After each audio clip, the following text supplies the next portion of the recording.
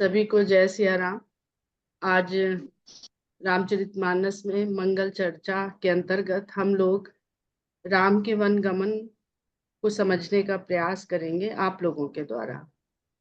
तो हम देख रहे हैं कि राम का वन गमन जो कर्म है, वनवास गए, ये राम का कर्म है। तो जो वन गमन है वो उस कर्म की क्रिया है। वो उन्होंने क्या किया, राजसी वस्त्र त्यागे, वल्कल वस्त्र धारण किए, निकले भवन से, चले आगे बढ़े। तो जो कर्म है वो कितनी सारी क्रियाओं से होकर के जुड़ रहा है। तो जो हमें समझ में आ रहा है कि राम का वनगमन एक क्रिया है। और ये हम सब जानते हैं कि प्रकृति में क्रिया का सिद्धांत प्रतिक्रिया के द्वारा पूर्ण होता है। बहुत बेसिक सिद्धांत है ये, कि कोई क्रिया होती है उसकी प्रतिक्रिया होती है, चाहे वो भौतिक हो, भावनात्मक हो, सैद्धांतिक हो।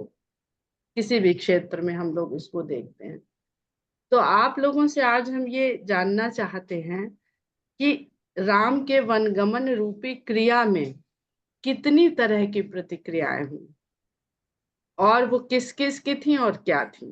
तो खूब सुना है हम लोगों ने। तो आप लोग इस पर अपना विचार रखिए तो बड़ा अच्छा लगेगा।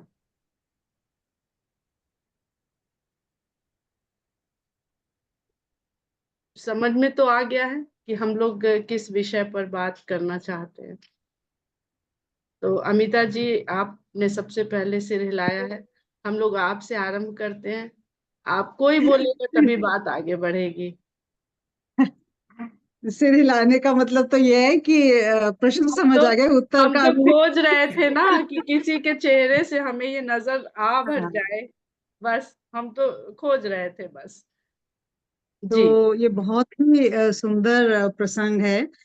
मेरी आवाज आ रही है ना? ठीक है।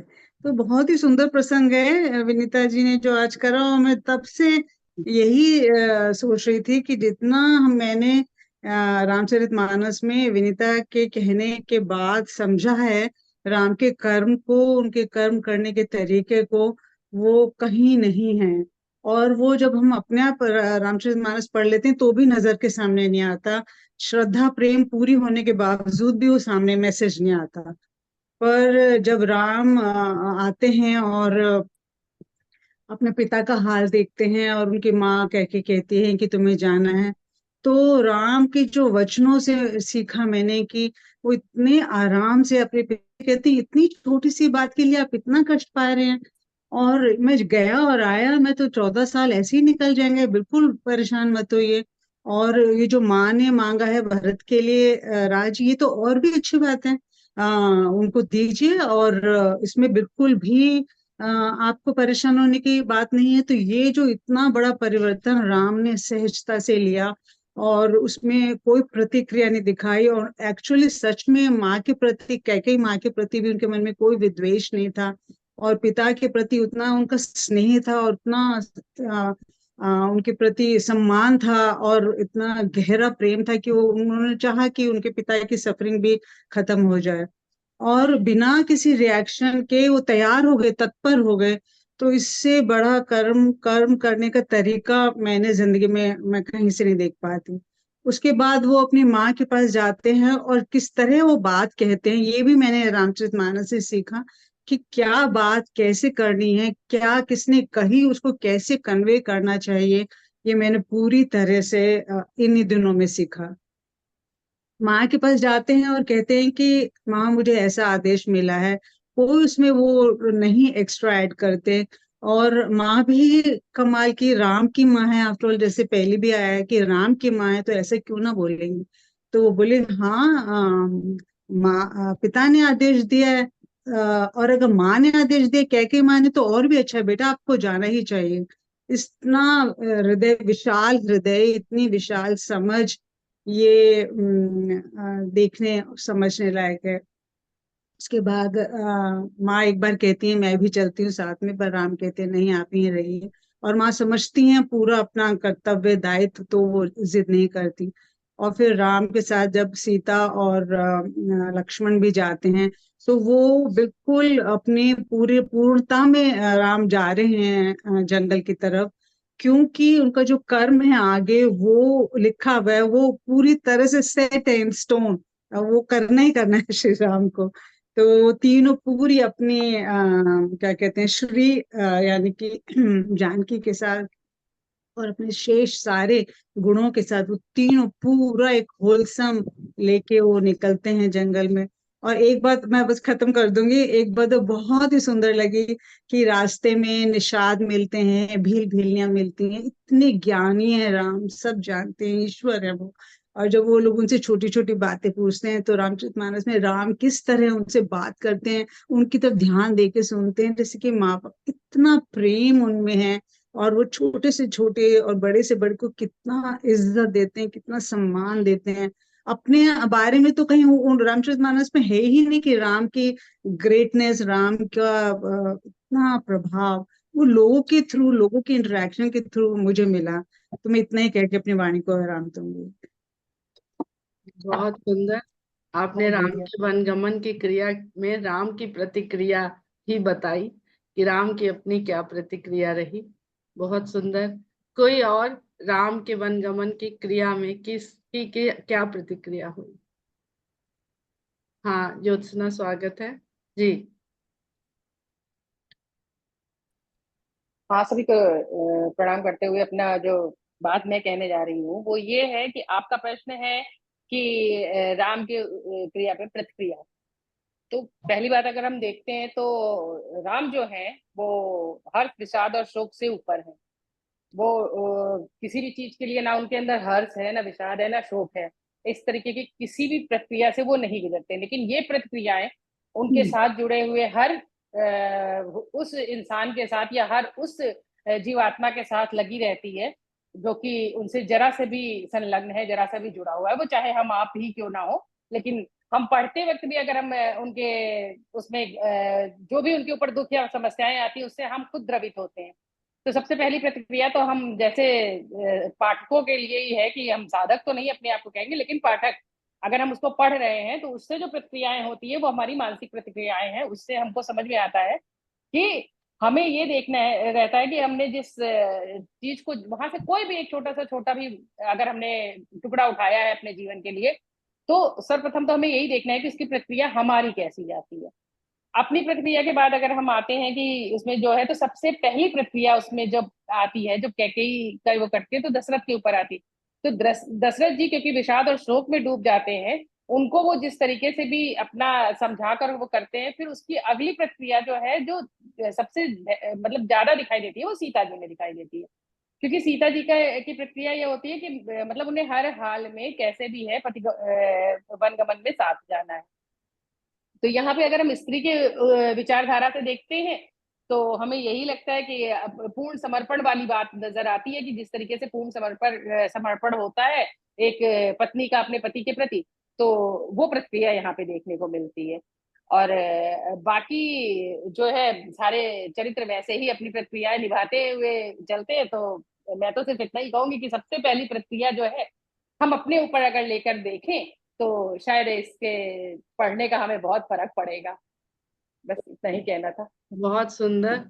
तो देखिए, दो लोगों ने बताया, तो एक ने सीधे राम की प्रतिक्रिया और एक ने स्वयं की प्रतिक्रिया, तो बस इसके बीच में सब समा गए।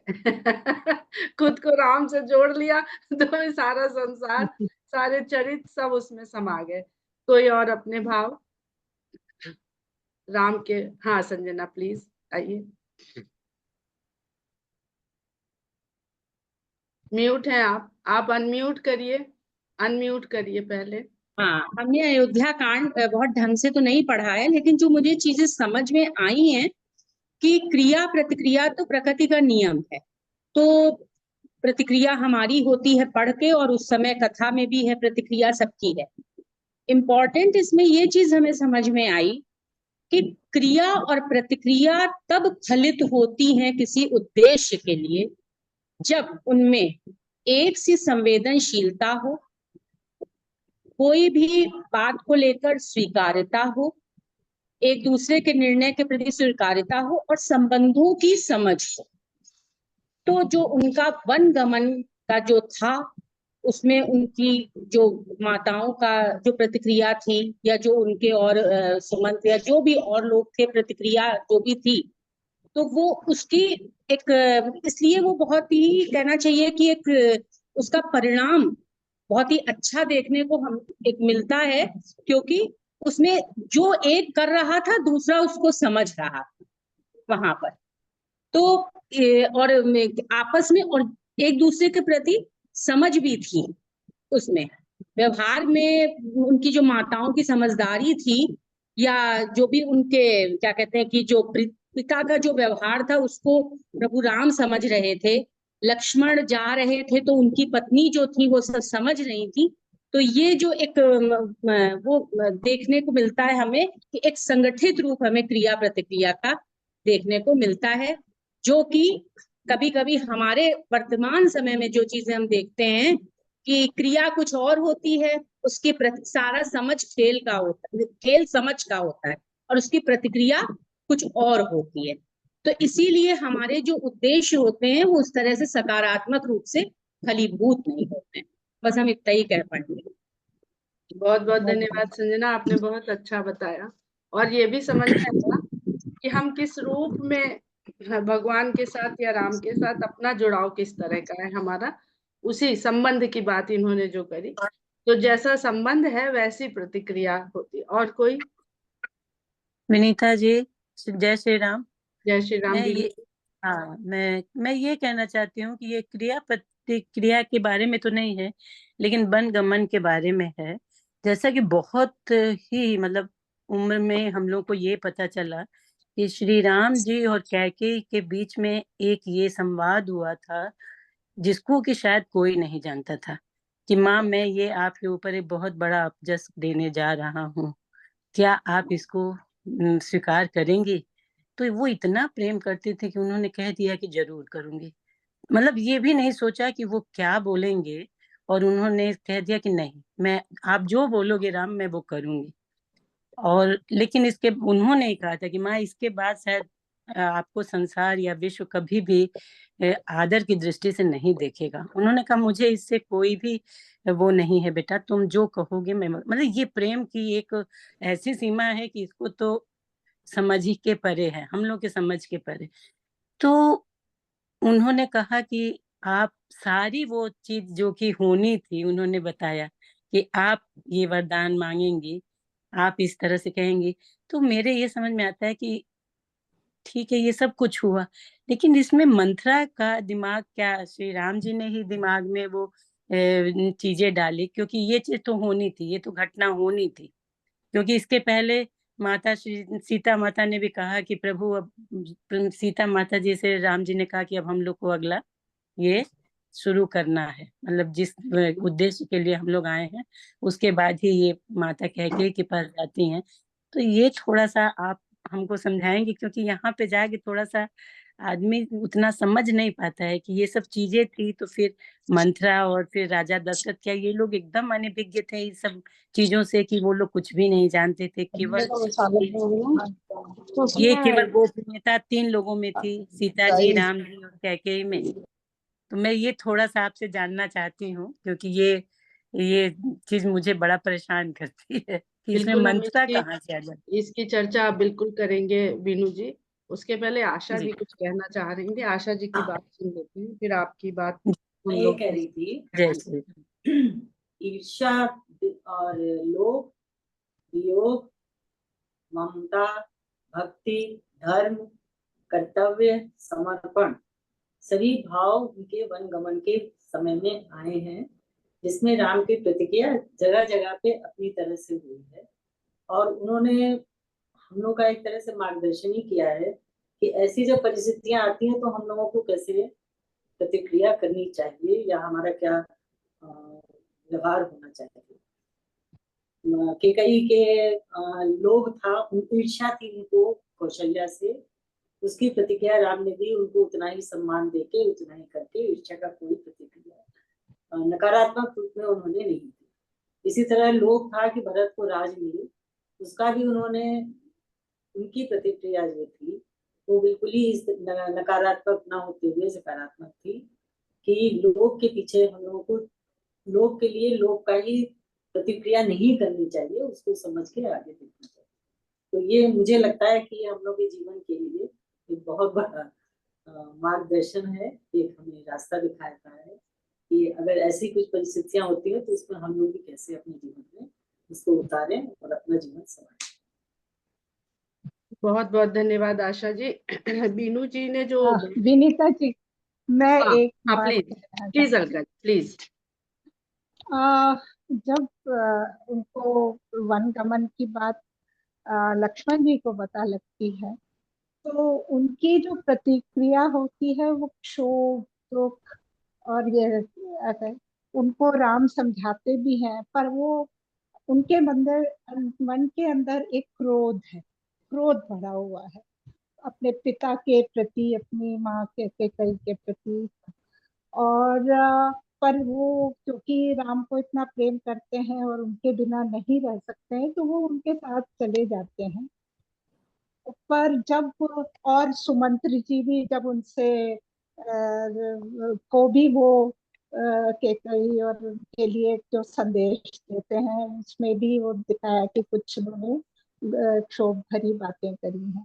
पर बाद में जब वो गुहू के साथ बैठते हैं और जब गुरु उनसे बात करते हैं, तो उनकी प्रतिक्रिया एकदम अलग हो जाती है।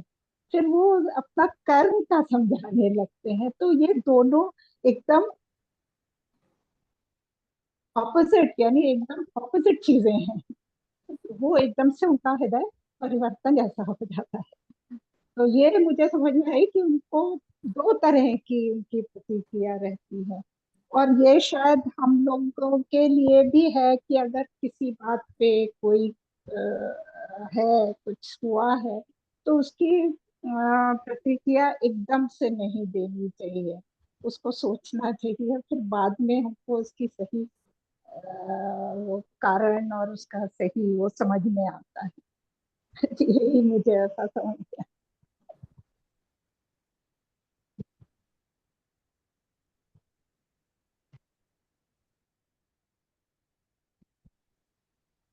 म्यूट है। आप म्यूट हैं। जी बहुत सुंदर अलका जी, आपने बताया लक्ष्मण जी की प्रतिक्रिया के विषय में। प्रतिक्रियाएं तो बहुत सारी हैं, अभी अयोध्या वासियों की हैं, ग्रामवासियों की हैं, वनवासियों की हैं। वही राम का वन गमन किसी के लिए दुखदाई है, तो वही राम का गमन किसी के लिए सुखदाई है, हर्षदाई है, आनंददाई है।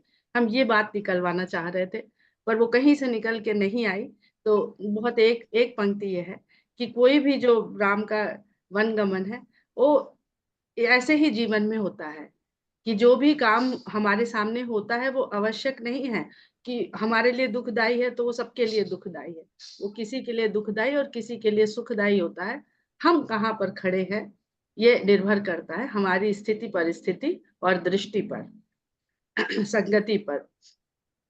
अभी जो अलका जी ने कहा, तो लक्ष्मण जी का उन्होंने बताया कि क्रोध और रोष में है, तो वहां पर राम क्या करते हैं कि क्रोध और रोष में है, इसलिए राम उन्हें अपने साथ ले लेते हैं, क्योंकि बहुत संभव है कि वो राम के बिना उनका क्रोध संतुलन में नहीं आए, संभले नहीं, वो दशरथ का वध कर दें, कैकेयी का वध कर दें, आने के बाद भरत का वध कर दें। तो इसलिए राम उन्हें अपने साथ ले जाते हैं। जब इस तरह का भाव राम की संगत में हो जाता है, तो वो फिर ज्ञान की तरफ हो जाता है, शांति की तरफ हो जाता है, फिर वो निषाद को समझाने लग जाते हैं। तो जब भी इस तरह के नेगेटिव भाव हो, तो राम से जोड़ दीजिए उसको। जब आप राम से जोड़ दे, ये कह देंगे कि नहीं, हमको तो आप ही से जुड़ना है, वरना हम और कुछ जानते नहीं हैं। तो राम से जुड़ते ही जितने भी नकारात्मक आपके भाव मनुष्य हैं हमारे भीतर, सब आएंगे, नकारात्मक प्रतिक्रियाएं अवश्य आएंगी, पर राम से जोड़ देने से, राम की कृपा से वो सब सकारात्मक बन जाएंगी, ज्ञान बन जाएंगी। और दूसरी, हम सब जानते हैं कि राम तो संपूर्ण ब्रह्म है, लेकिन लक्ष्मण जी को जगह जगह शेष और अनंत कहा गया है। तो लक्ष्मण जी का नाम रखा गया था, तो लक्षण धाम कहा है वशिष्ठ जी ने, कि जो सभी तरह के लक्षण के धाम है। तो लक्षण सभी तरह के हैं, खाली सुलक्षण नहीं उन्होंने कहा। तो उसमें अच्छे बुरे सब लक्षण हैं। क्योंकि राम तो मर्यादा पुरुषोत्तम है और संपूर्ण ब्रह्म है। तो वो सब मर्यादा के जितने लक्षण और गुण है वो राम अब इस लीला में वो अपने भीतर समाहित करके लीला कर रहे हैं। तो जो बचा, जो शेष रहा, वो लेके लक्ष्मण जी साथ साथ चल रहे हैं। तो ये भी एक भाव है उसका। और जो बीनू जी का प्रश्न था मंथरा से संबंधित, तो देखिए सबसे बड़ी बात है, हमने उस समय बताया भी था कि यह सब बुद्धि के बारे में बात हो रही है। जितने भी चाहे कैकेयी हैं, मंथरा हैं, कौशल्या हैं, सुमित्रा हैं, सीता हैं, सब बुद्धि है। और हम लोग अगर कोई भी जो रामायण की कथा है इसको हम लोग जानने का प्रयास करते हैं तो 3 तरह से कोई भी कथा, कोई भी सिद्धांत 3 तरह से हमको समझना चाहिए। वो 3 प्रकार होते हैं, आदि भौतिक, आदि दैविक और आध्यात्मिक। जो भौतिक है वही आदि दैहिक जिसे हम लोग कहते हैं। तो जो भौतिक कथा जब हम सुनते हैं राम की कथा, तो इसका भौतिक स्वरूप भी हमें समझना चाहिए, इसका दैवीय स्वरूप भी हमें समझना चाहिए और इसका आध्यात्मिक स्वरूप भी समझना चाहिए। ऐसे ही कही जाती है कथा, क्योंकि जब कुछ लिखा जाता है तो वो इतिहास बन जाता है। वाल्मीकि जी ने इसे अपने समक्ष देखती हुई घटना लिखी, तो ये इतिहास ही तो है। आज जो डॉक्यूमेंटेशन होता है वो कल के लिए इतिहास ही हो जाता है। तो वो इसको काव्यातिहासिक ग्रंथ कहते हैं, ऐसा इतिहास जो काव्य रूप में लिखा गया है। और जो इतिहास होता है, जब पढ़ते पढ़ते, गुनते गुनते वो उतने रूप बदलता है, उसमें इतना कुछ जुड़ता जाता है, इतना कुछ जुड़ता जाता है। तो रचनाकारों का या भक्तों का या ऋषियों का काम क्या होता है कि जो कुछ भी फैल रहा है उसमें से उसका सार तत्व लेते चलें, जिसको मधु कहते हैं। मधु का मतलब शहद होता है, शहद क्या है हम सब जानते हैं। तो उसका सार तत्व लेते चले और आगे बढ़ाते चले।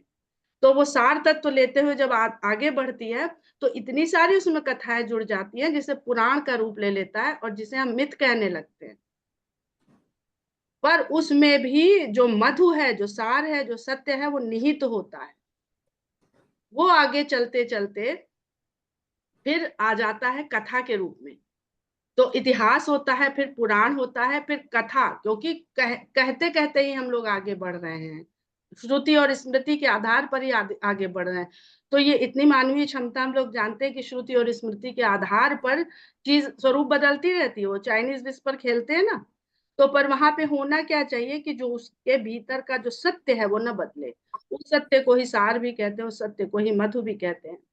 तो यहाँ पर देखिए कि भगवान राम को काले रंग का कहा जाता है, सांवला कहना है, वो काला ही रंग कहा जा रहा है। और जब हम पूरे ब्रह्मांड को देखते हैं तो केवल अंधकार होता है। उस अंधकार में तेज कहाँ है, उसका केंद्र, जिसको हम अगर आधुनिक विज्ञान से समझें तो वो नाभिकीय केंद्र कहाँ है, जिसके भीतर वो प्रोटॉन और न्यूट्रॉन विराजमान है। हालांकि उसके भी अब बहुत सारे और भी कणों में उसको विभाजित किया जा चुका है, हम वहां तक नहीं जाएंगे। तो उसके भीतर, अंधकार के भीतर विराजमान होता है एक तत्व जिसको कहते हैं प्राण, चेतना और काल। प्राण और चेतना एक ही है, पर जब काल होता है तो जैसे ही उसका विस्तार होता है काल का, तो वो स्पेस में कन्वर्ट हो जाता है। तो काल और स्पेस एक साथ कन्वर्ट हो जाते हैं। और यहाँ पे एक तेज होता है जिसको अग्नि कहा जाता है। अग्नि दिखती नहीं, अंधकार से ढकी हुई रहती, जिसको हम लोग हिरण्यगर्भ कहते हैं, ब्रह्मांड कहते हैं, बहुत कुछ कहते हैं। वो तेज को प्रकट करना होता है तो वो खो जाता है, बार बार खो जाता है हमारी बुद्धि रूपी महासागर में, भव सागर में। हम लोग 2 शब्द पढ़ते हैं, अस्ति और भवति। वो जो जिसकी हम लोग अभी बात कर रहे थे धुरी की, वो अस्ति है, सदा रहती है, शाश्वत है। पर जैसे ही उसके आगे काल और स्पेस बढ़ता है वो भवति हो जाता है। और अस्ति से भवति तक की जो यात्रा है, जो फैलाव है, जो विस्तार है, वही भवसागर है। भवसागर में क्या है, बिंदु है। हर बिंदु एक बिंदु से रिलेटेड है। हर बिंदु एक, यानी भूत भविष्य वर्तमान, और वो चल रहा है। अब यहाँ पर हम जाते हैं, अगर अपनी पौराणिक कथा में जाते हैं, मधु को समझाना चाह रहे हैं आप लोग को, तो पृथ्वी जल में मग्न हो गई और सबसे पहले जल के रूप में विस्तार हुआ है। बहुत विस्तार है, वहां पे हम नहीं जाएंगे। और ऐसा कथा कहती है कि पृथ्वी जल में मग्न है, उसको भगवान खींच के लाते हैं वाराह अवतार में। तो नारायण, नर और नारायण की कथा है। नर तो हम सब हैं, और राम में क्या है, राम में तरलता है।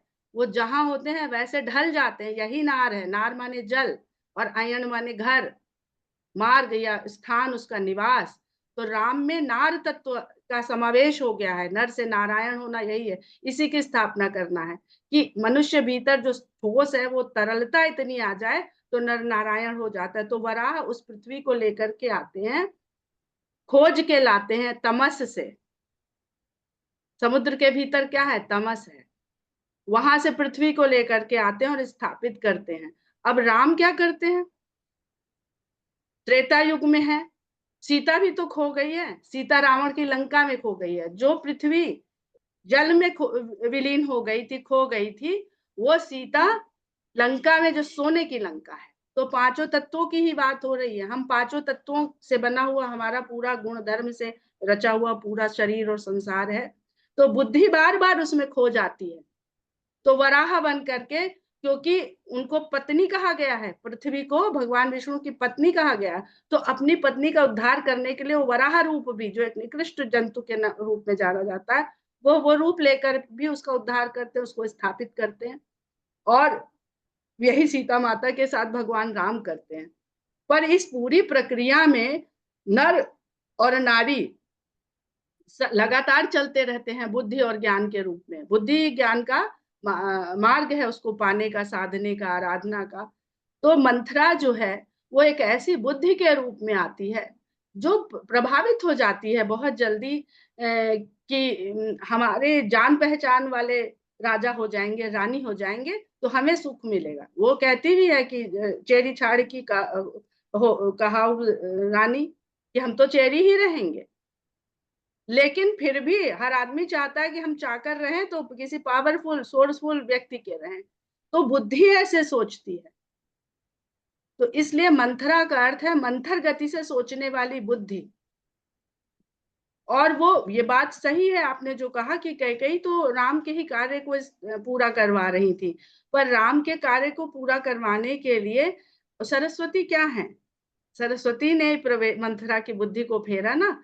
सरस्वती, जो विचार आता है उसको वाणी रूप देने वाली सरस्वती ही है। विचार ब्रह्मा है। जो भी जितना भी पुल्लिंग स्त्रीलिंग हम देखेंगे संसार में, दो ही जातियां, स्त्रीलिंग और पुल्लिंग।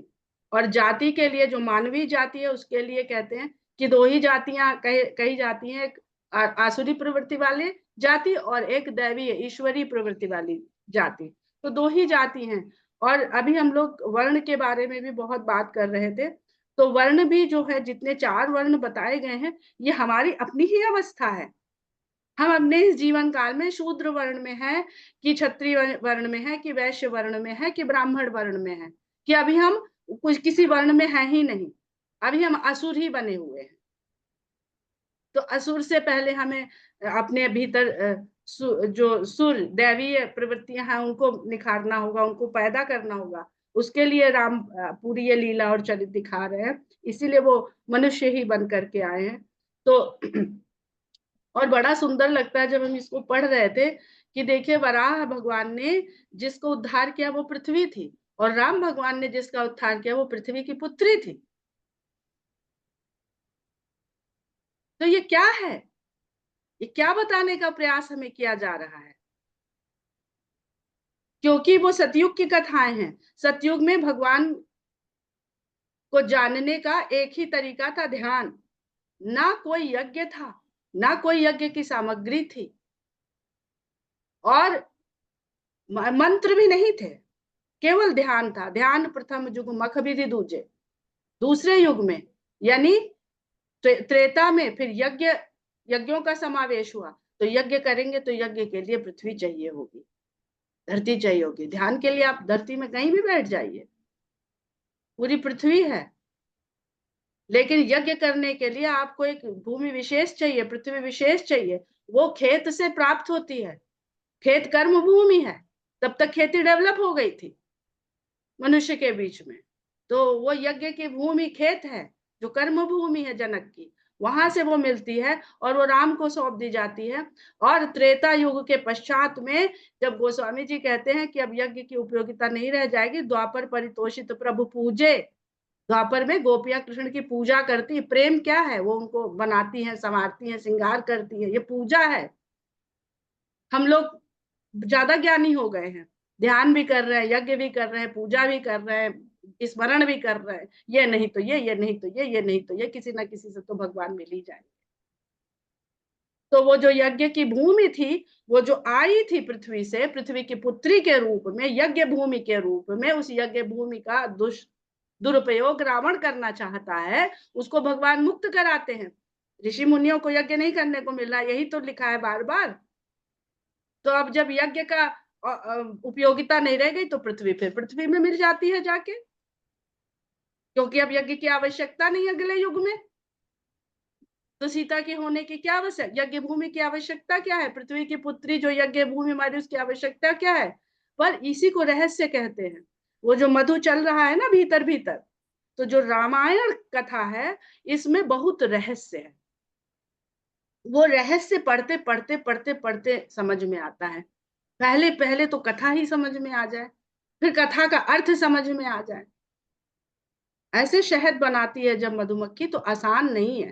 पहले फूल ढूंढती है, बागीचा ढूंढती है, फिर उसके ऊपर मंडराती है, फिर उसका रस इकट्ठा करती है, और फिर शहद बनता भी है। वो खा पाएगी कि कोई तोड़ के लेके चल देगा, ये भी तय नहीं है कि इस जीवन में आपने जिस मधु के लिए प्रयास किया है, वो आपको चखने को मिलेगा कि आपके प्रयास को कोई और ले जाएगा लूट के। गोस्वामी जी जब बहुत आम के बौर का फल फूल इसका वर्णन करते हैं, तो ध्यान दीजिएगा, हमारे सामने पूरा रहस्य उजागर होता है कि आम पे बौर बहुत लगती है, हर बौर फल नहीं बनती है। बौर क्या है, फूल है।